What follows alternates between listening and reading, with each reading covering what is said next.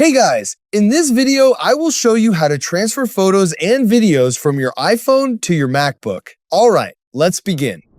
First, if you only need to transfer a few photos or videos, open the Photos app on your iPhone and tap Select. Choose the files you want, tap the Share button, then select AirDrop.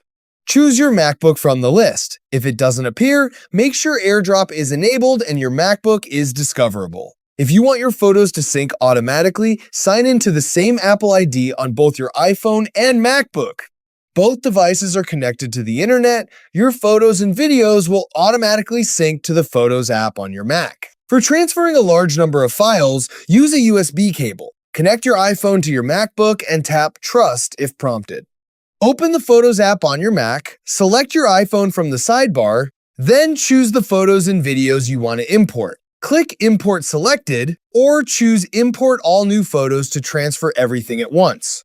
This is the fastest method for moving large photo and video libraries. So that's basically how you can transfer photos and videos from your iPhone to your MacBook. That's it for this video. Thanks.